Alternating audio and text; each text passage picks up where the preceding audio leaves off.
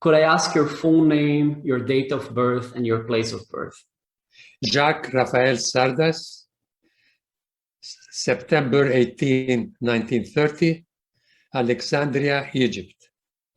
Could you tell me a little bit about your family? How long had they been in Egypt, for instance, in Alexandria? Perhaps what kind of work your parents did? Okay, my father was Greek, born in Crete. He met my mother in Marseille.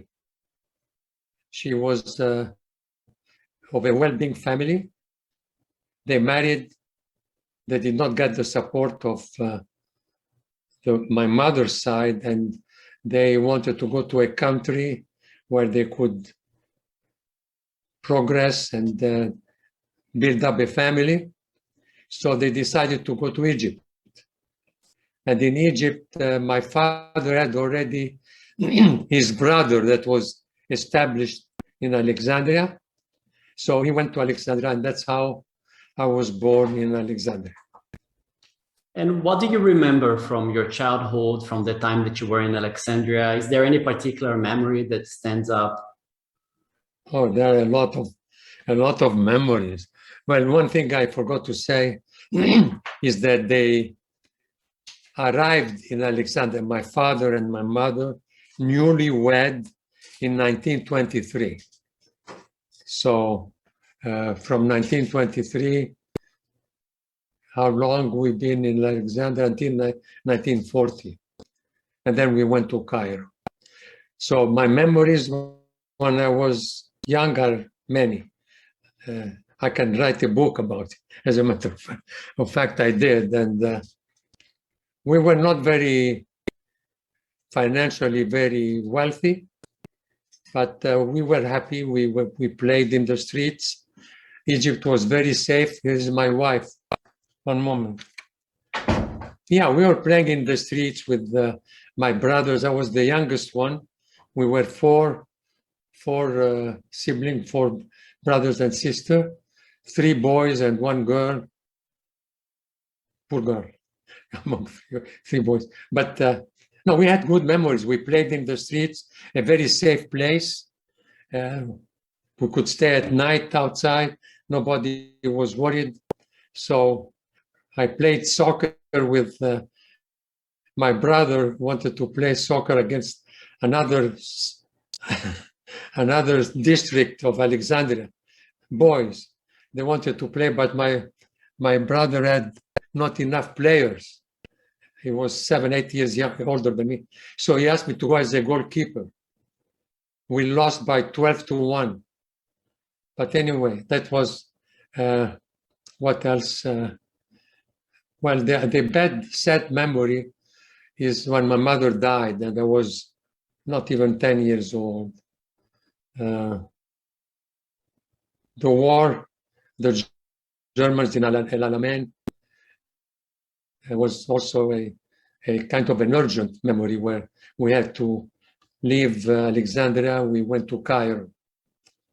So I can talk for 1 hour about my childhood. One bad memory, which I have to tell you about it, is at a certain time, there was a movement from the Islamic Brotherhood, which we did not even have any problem before. And this was around the 1938-40. And I used to play with a lot of Islamic boys in a club that originally was owned by the Greek community. And but one day I went there, and that club was already under a different ownership. I think the ownership was Islamic Brotherhood, and I was expulsed from the club. So that's the first time I've sensed and I felt that I was different from all the other boys, that most of them were Islamic or Greek Orthodox, and I was Jewish. So anyway, yeah, these are memories. But again, we can move to another subject. Right. And in which neighborhoods of Alexandria and then Cairo did you live? Do you remember exactly the location of your house? Okay, in Alexandria, we were in Ibrahimiya, which was a place where a lot of different races and religions were together, were living together harmoniously. And Italians, Greeks, Armenians, Islamic, all kinds of people. So this was in Alexandria. In Cairo, we went to a very popular place called Haret Sawaris in Sakakini. There is a palace in Sakakini called the Sakakini Palace, which is very well known. And we were there, but we were in a very small street. We probably were the only Jews in the middle of Arabs and Copts, Coptic people, but very friendly, and we lived many years, even during hard times, during the Second War, and even maybe after the Israeli war. Nobody bothered us in that place. Although when we went out of our place, where people did not know us, we were persecuted. And when and why did you decide to leave Egypt? Oh my God. Well, after 1948, the feelings and the acceptance of non-Islamic people were really in decline, especially for Jews after the 1948 war with Israel. And but we managed to live not as comfortably as before, but without any danger for a few years. But with the arrival of the army government under Nasser, things changed. They changed because maybe for some good reasons, Nasser wanted to Egyptianize the country mostly with Islamic people and not with foreigners, because the foreigners had a very strong influence in Egypt, in the economy, in the arts, in a lot of things. And he had that nationalistic feeling, which I think he drove too much on the side of the fanatism. And a lot of people left. I think detrimentally to Egypt, this is my belief, because a lot of people, the foreigners, were sustaining the economy and the arts and foreign connections. Although maybe they had too much influence, the nationalization could have been done a little bit more smoothly and more progressively. Right. And you mentioned the anti-foreigner feeling, right? But did you see yourself as a foreigner at that moment, living in Cairo? My feeling was not that I was feeling a stranger. The fact is that we were considered foreigners. Although I was born in Egypt, I could never get the Egyptian nationality.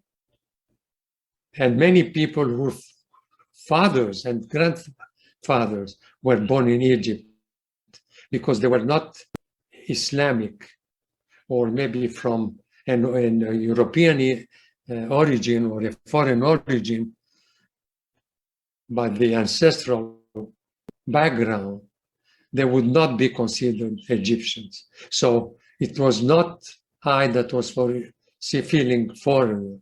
It was Egypt who was feeling that I was a foreigner. And when was it that you decided to leave then? What was the particular moment in which you decided to leave? well, it was building up already with unsecure feelings and unsecure situations.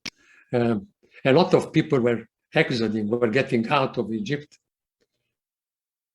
And they were getting out, sometimes expulsed, or I would say most of the case expulsed, after the Suez War in 1956, where most of the, not most, all of the national French people and British people were expulsed, and their properties were confiscated. As far as the Jews were concerned, a lot of them were apatrid without a nation, because they did not have the Egyptian nationality. And a lot of them were imprisoned, and some of them were expulsed. So as far as we were concerned, my father succeeded in obtaining for us Greek passports, which was an adventure, because he was Greek, but he never bothered to go to the Greek consulate to get a passport. So when we had the Suez problem, and we decided that it was time for us also to leave, after so many thousands of people leaving Egypt, he went to the consul and did his best to get us the passports, and he did. Yeah, so. And that's 1957, right? When you finally leave. Yeah, we decided that it was time to leave in 56. A lot of our even own family left a few months before us, and friends. There were no way to work in Egypt. Your passport stated that you couldn't come back, right? Would you mind telling me that story? Well, we went to the Greek, we had the Greek passport. They gave us really the possibility of traveling all over Europe if we wanted to. No problem, without any special authority from the Greek consulate. And then we only had to get an exit visa from the Egyptian government in Cairo. So we went there, and they did not give us any problem. They said, okay, this is tempting. We took the passports and left. So, and we considered everything was done. So the big surprise and the sad surprise was when I opened the passport a few days later to see a few things there. And I see that it was written bidun in Arabic. My Arabic is getting bad, but it was travel without return. And Mr. Sardas, in this process, did you get any assistance? Did any association help you? Perhaps the Hebrew Immigrant Aid Society?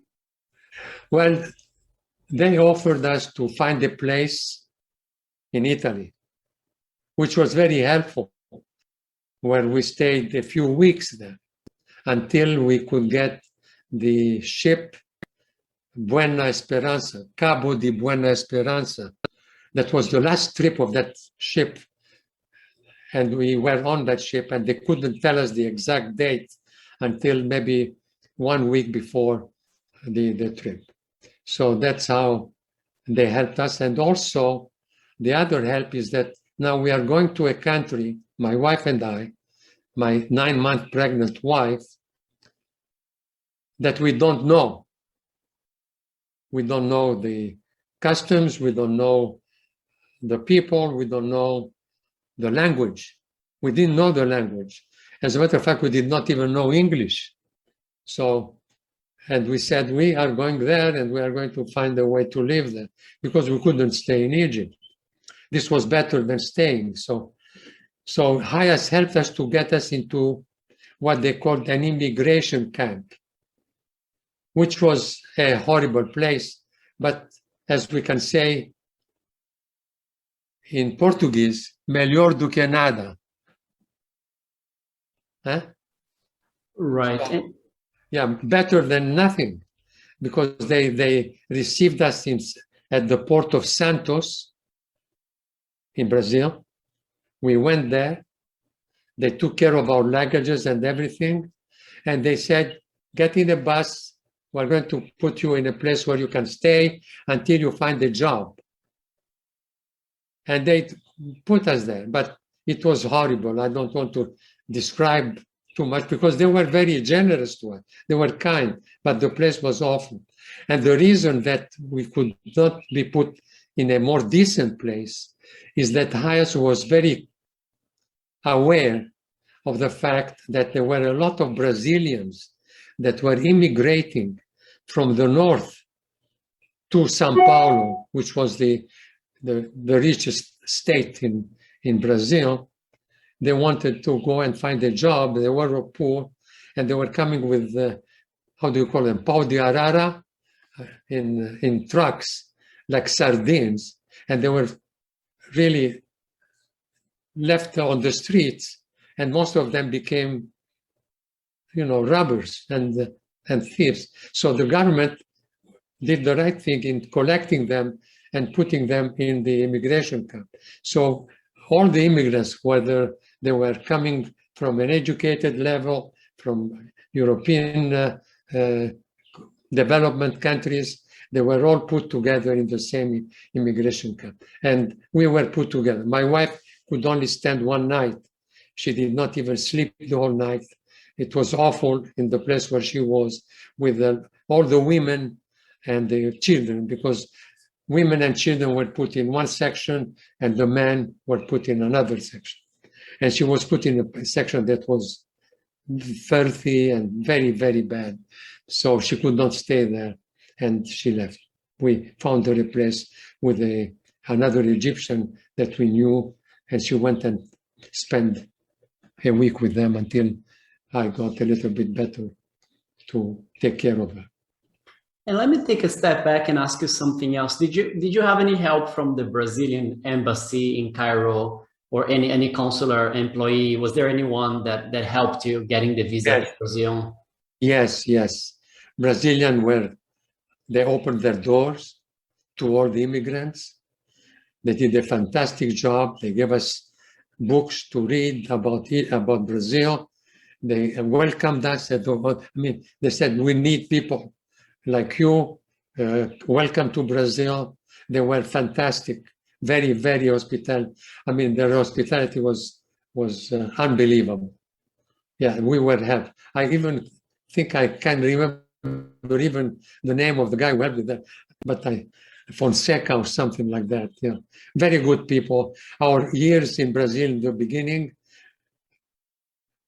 after we found a small apartment, were fantastic.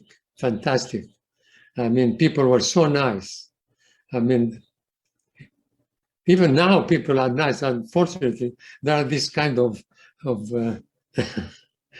robberies in the street and things, like assaults in the street. But most of the people are fantastic, we love them. We go to Brazil, until now, we didn't go because of the pandemic, but we used to go there at least once or twice a year. And we love it. It's a very nice country. We got the Brazilian naturalization in Brazil.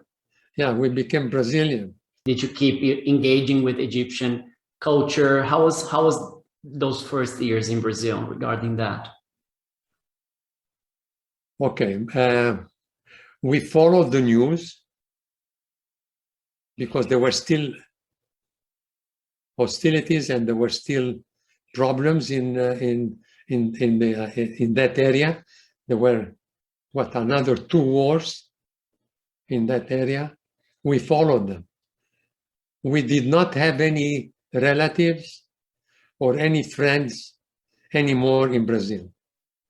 The Islamic people that we knew ignored us. We didn't hear from them. And to be honest and fair, we did not even reach out to them. But we felt that we were not really loved anymore. Yeah. Egypt is a fantastic country, beautiful, very nice people. And unfortunately, what happened destroyed a lot of that relationship that we had before. What kind of identity did you keep in Brazil? A Jewish Egyptian. Did you have any kind of contact with the local Egyptian community, maybe the Jewish Egyptian community? Perhaps you went to Egyptian mosque, synagogue, sorry. Yeah, synagogues. We went even, you can say mosque. I went to mosque with my friends. I had to take my shoes off, right? I mean, in the beginning, but then after, in the 40s, in the 1940s, 41, things changed. Yeah, with synagogues we had a lot, but I was young, and my friend used to go to the synagogue. I was not very religious. My friends, most of them were, and I used to make fun of them. So you're saying, did I keep relation with them? Yes, but all of them left, like I did. I also meant if you kept in touch with Egyptians in Brazil. I'm sorry, just to clarify, if you went to the Egyptian. Did you say Egyptian? I heard that you said the Egyptians, Jewish in Brazil, in Egypt. No, in Brazil, yes, of course. We had some friends there. Were they mostly Egyptian Jews, or did you also have contact with Egyptian Muslims and Christians that had migrated? In Brazil? Yes. The only, okay, my friends in Brazil were mostly Christians, Brazilian. Most of them. Maybe a couple of them were Jewish, but I did not have any relationship with. I'm trying to figure out, maybe superficially with a couple of them, but not visiting homes and things like that. The friendship was mostly with the Brazilian Christians and Egyptian Jews that were in Brazil. Right, and you didn't overlap, for instance, with the Syrian or the Lebanese communities. There was no overlap with Arab migrants that were. Oh yeah, yes. With the Syrian community, I think most of them Christians. Very good friends of mine. One of them was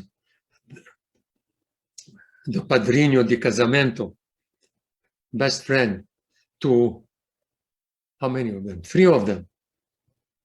I can name them. Eudes Carvalho, Roberto Curi.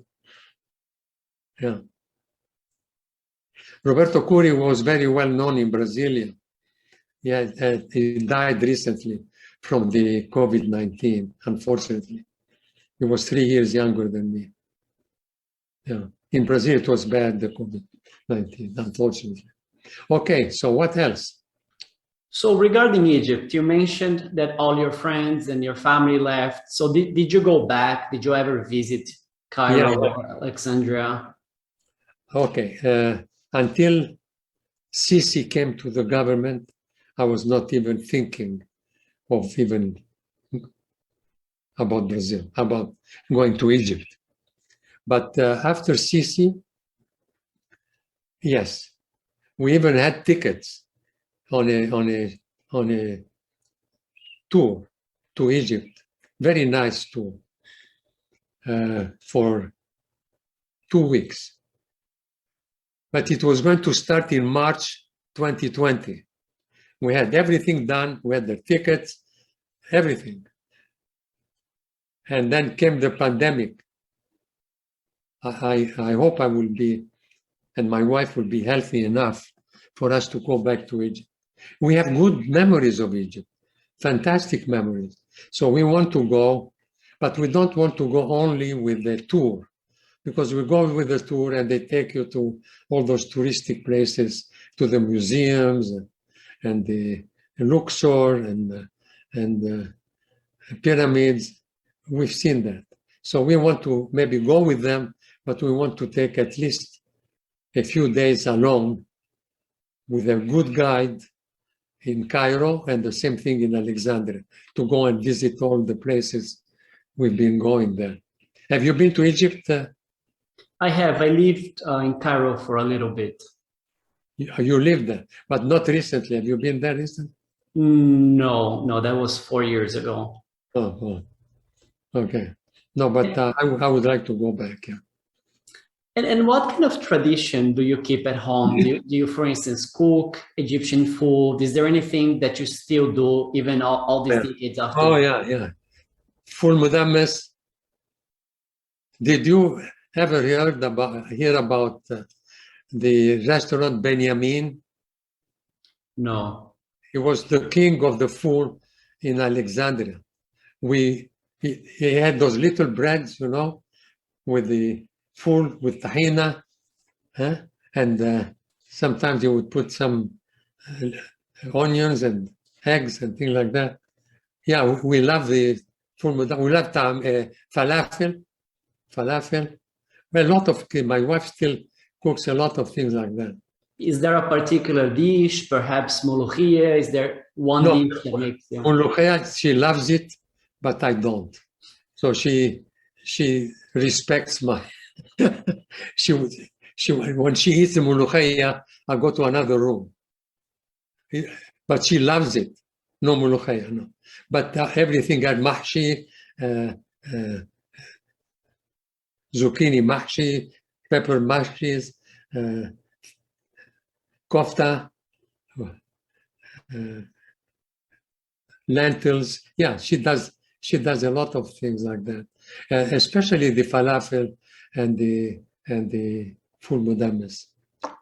As a matter of fact, when we were in Cairo, not in Paris, an Egyptian reporter, I think from Forbes magazine, came to see us, and he was Egyptian, and he wanted to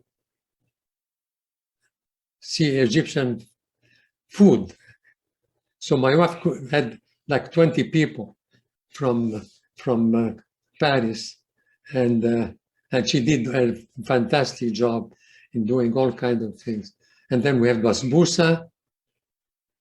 You know basbousa? Yes, that they call harissa in Lebanon. Harissa, yeah, harissa. Yeah. Anyway. I was going to ask you, because you mentioned Paris, right? And I forgot to ask you, because from Brazil, you migrated to France, and then from France to the US, right? Would you mind telling me briefly why you left Brazil and why you ended up in the US? When I was in São Paulo, in Brazil, I found a job miraculously, without knowing Portuguese, without knowing anything, in the bank. It's another story. But I could write a lot of letters, and I was handwritten. And I was asked to be interviewed by many companies. One of them was Goodyear. They hired me. So I started there I would consider it as maybe as a kind of an office boy, because I used to take correspondence from one office to the other. So long story short, I stayed at Goodyear until I became a director of the sales department in Brazil. And from there, because I knew French,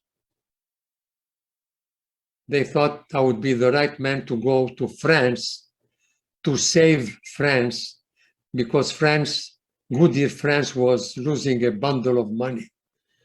Michelin and all the European tire manufacturers were killing Goodyear. We were nothing. When you say all the big companies and then at the end they say others, we were among the others. So we were zero. So they sent me there, and fortunately I was lucky enough that the company really became quite successful. And when somebody is successful in an American company, they catapult him to higher level. They jumped me over about, I would say, at least 3 levels of management to become the vice president of all the operation for Goodyear International. So that's answers your question. That's how I ended up in the States. They got me a visa to go from France to the States, and here we are. And today, Mr. Sardas, when you think of Egypt, when you recall all these memories, what does it mean to you? What does Egypt mean? Does Egypt mean home, for instance? What is your connection to the country? You cannot stop loving Egypt. Some people say once you drink the Nile water, you cannot forget it anymore. I was disappointed with the way we were treated. At a certain time, I was really quite angry about it.